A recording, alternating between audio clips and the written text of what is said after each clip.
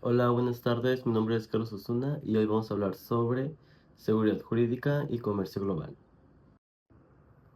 Bienvenidos a este análisis exhaustivo sobre las estructuras que sostienen el comercio en el siglo XXI, en un mundo donde las fronteras físicas parecen desvanecerse ante el flujo constante de bits y mercancías. Surge una pregunta vital. ¿Cómo garantizamos la justicia cuando los intereses de distintas naciones chocan? Hoy no solo vamos a ver conceptos, vamos a desentrañar la arquitectura legal que permite que México sea una potencia exportadora y un destino seguro para la inversión. Para ello, nos sumergiremos en tres pilares fundamentales que todo estudioso del derecho y los negocios debe dominar. Primero, analizaremos las cláusulas de acuerdos arbitrales, que son la primera línea de defensa en cualquier contrato internacional. Segundo, estudiaremos el trato entre México, Estados Unidos y Canadá, TMEC, la columna vertebral de nuestra economía regional, y finalmente exploraremos las soluciones negociadas en el derecho mexicano, entendiendo que la mejor victoria jurídica es aquella que se alcanza sin necesidad de guerra en los tribunales. Prepárense para un recorrido por la autonomía de la voluntad y la diplomacia, perdón. Las cláusulas de acuerdos arbitrales. Hablemos de la autonomía de la voluntad y las cláusulas de acuerdos arbitrales, perdón. No son simples párrafos de relleno al final de un contrato, son el ejercicio de la soberanía de las partes. Al incluir una cláusula arbitral, las empresas están decidiendo de común acuerdo excluir a los jueces del Estado para confiar en su conflicto a expertos privados.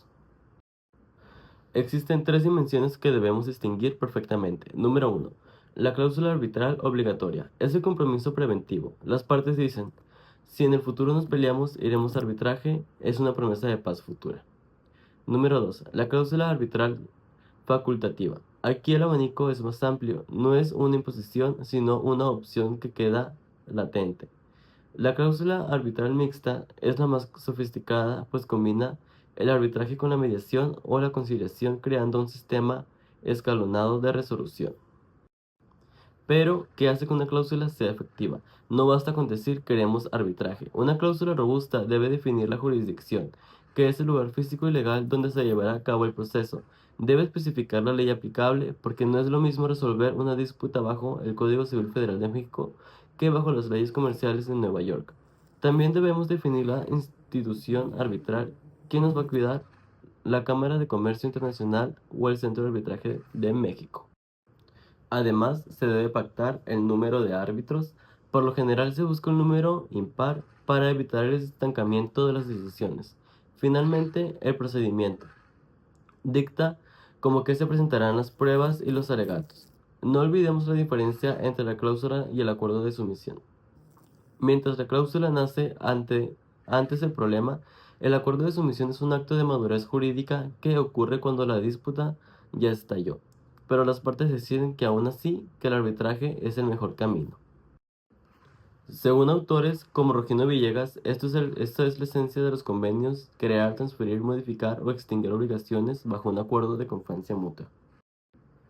Pasemos ahora al escenario macro: el Tratado México-Estados Unidos y Canadá-TEMEC. Este acuerdo que sustituyó al antiguo del CAN en julio de 2020 no es solo un papel sobre aranceles, es un ecosistema vivo de reglas comerciales.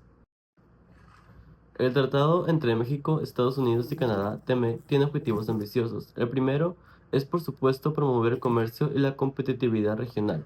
En un mundo que compite contra bloques como la Unión Europea o China, Norteamérica necesita reglas claras. Pero el TEMEC fue más allá, introduciendo la protección de los derechos de propiedad intelectual en la era digital, algo que en los años 90 ni siquiera imaginábamos.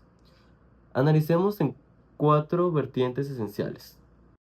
Número uno, comercio de bienes y servicios. Aquí el TEMEC brilla al eliminar aranceles y simplificar las aduanas, pero también liberaliza sectores clave como las telecomunicaciones y los servicios financieros, permitiendo que la banca y la tecnología fluyan sin trabas burocráticas. Número 2, inversión. El tratado establece un escudo protector para los inversores extranjeros, asegura que sus derechos no serán vulnerados y facilita los procedimientos para que el capital llegue a donde se necesita. Número 3. Propiedad intelectual. En este punto, el tratado entre México, Estados Unidos y Canadá es sumamente estricto, protegiendo desde marcas y patentes hasta secretos industriales, lo cual es vital para las empresas de alta tecnología. Número 4. Cooperación laboral y ambiental. Este es quizás el cambio más humano del tratado, ya que no se permite que un país sea competitivo a base de explotar a sus trabajadores o destruir su entorno natural. El TEMEC impone estándares elevados que México ha tenido que adoptar mediante reformas laborales profundas. La implementación del tratado entre México, Estados Unidos y Canadá, TEMEC, es un proceso continuo. En 2020 tiene mecanismos de revisión y actualización constante para asegurar que siga siendo relevante.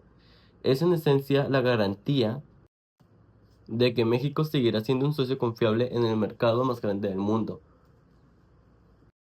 Finalmente, aterricemos en la práctica diaria de la abogacía con las soluciones negociadas en el derecho mexicano. Muchas veces pensamos que el derecho es sinónimo de tribunales, jueces y sentencias impuestas. Sin embargo, la historia nos dice lo contrario. Desde la antigua Grecia y Roma, la mediación y el arbitraje eran las herramientas preferidas de los comerciantes. En la Edad Media, la Iglesia Católica y los gremios entendieron que un pleito eterno solo empobrecía a las partes. Hoy, en el siglo XXI, hemos retomado esa sabiduría antigua bajo el nombre de mecanismos alternativos de solución de controversias, MASC. Dentro de las soluciones negociadas en el derecho mexicano, encontramos figuras clave que debemos diferenciar. El acuerdo de conciliación, donde un tercero propone soluciones activas para que las partes lleguen a un acuerdo de punto medio. El acuerdo de mediación, donde el mediador es un facilitador de diálogo, él no impone la solución, ayuda a las partes a que descubran las soluciones por sí mismos. El acuerdo de arbitraje, que ya estamos estudiando donde la decisión del árbitro tiene fuerza de sentencia. Laudo. El acuerdo transaccional, definido en el Código Civil Federal como un contrato donde las partes, haciéndose concesiones recíprocas, terminan una controversia presente o previenen una futura. La adopción de la tecnología ha revolucionado estas soluciones. Hoy hablamos de mediaciones virtuales y plataformas de resolución de disputas en línea. Eso no solo ahorra dinero, sino que preserva algo invaluable en los negocios, la relación comercial. Un juicio suele terminar con la relación entre dos personas o empresas. Una solución negociada a menudo la fortalece. A modo de conclusión, después de este largo recorrido, debemos reflexionar sobre la importancia suprema de los contratos y el arbitraje internacional. Un contrato es mucho más que un papel y tinta, es el mapa que guía una relación de confianza. Cuando un contrato incluye cláusulas y acuerdos arbitrales bien redactados, está construyendo un puente de seguridad sobre un río de incertidumbre. El tratado entre México, Estados Unidos y Canadá, TEMEC, nos proporciona un marco global, la estructura que nos permite jugar en las grandes ligas del comercio, y por otro lado, las soluciones negociadas en el derecho mexicano nos dan la flexibilidad humana para resolver conflictos de manera pacífica y eficiente. Como futuros profesionales, nuestra labor no debe ser buscar el conflicto, sino ser arquitectos de acuerdos. El arbitraje internacional no es solo una alternativa, es la necesidad de un mundo que no puede detenerse por formalismos procesales anticuados. La justicia privada, lejos de ser una amenaza a la soberanía, es la herramienta que permite que la soberanía de la voluntad de las personas sea respetada en cualquier rincón del planeta.